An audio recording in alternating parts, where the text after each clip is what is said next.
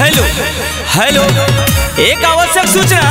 हमारे पूजा समिति के जितने भी सदस्यगण हैं, कृपया भीड़ भाड़ को देखते हुए अपने अपने साइड में चले, ताकि किसी भी भक्तजन को आने जाने में कोई परेशानी ना हो। और हम सबसे कहना चाहेंगे, उठाइए दोनों हाथ और बोलिए मेरे साथ, सरस्वती माता की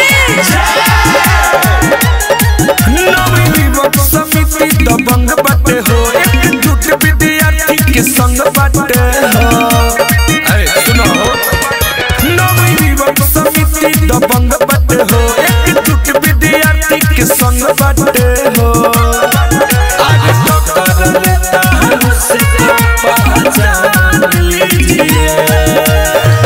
नया नया फंक्शन का पालन कीजिए, गोली बारूद से भाषण कीजिए, गोली बारूद से भाषण कीजिए। हेलो हेलो, साउंड ऑपरेटर जी थोड़ा साउंड कम कीजिएगा।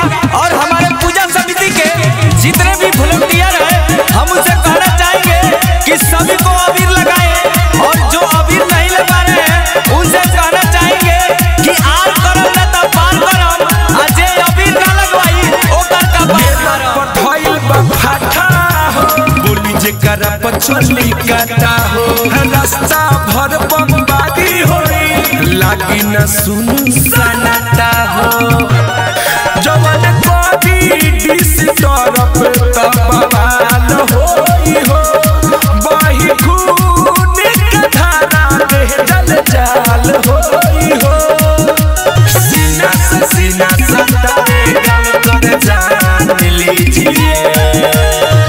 नया नया फंक्शन का पालन कीजिए, गोली बारूद से भाषण कीजिए, गोली बारूद से भाषण कीजिए। हेलो हेलो, अरे साउंड ऑपरेटर साहब थोड़ा साउंड बंद कीजिएगा। हाँ, बाबीरवा, ढेर रंगदारी करतारी जगह रे, अभी तोरा नहीं क्या बुझा, हमनी भक्ति में पानी त तोनी रंगदारी करता रे। अभी ट्रैक्टर पर से उतर जाए ना त सारा रंगदारी तोड़ निकाल दिया, नहीं किस बात का निकाल रे, तोनी से बढ़कर रंगदार तू बनी। सरस्वती माता बोलते रहो, गाना पर नाच के डोलते रहो, करने वाला काम करना नहीं, डीजे के बेस पूरा खोलते रहो। और बेला यो सोकी के टीम भौकाल मचाई हो, अजय चंदेश्वरी सुधीर हर साल पूजा कराई हो। आज सिस्टम में अलग अलग है, इसको मान लीजिए। नया नया फंक्शन का पालन कीजिए, गोली बारूद से भाषण कीजिए, गोली बारूद से भाषण कीजिए। नवयुवक समिति दबंग बटे हो, एकजुट विद्यार्थी के संग बटे हो।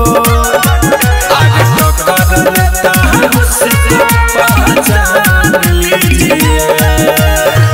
नया नया फंक्शन का पालन कीजिए, गोली बारूद से भाषण कीजिए, गोली बारूद से भाषण कीजिए।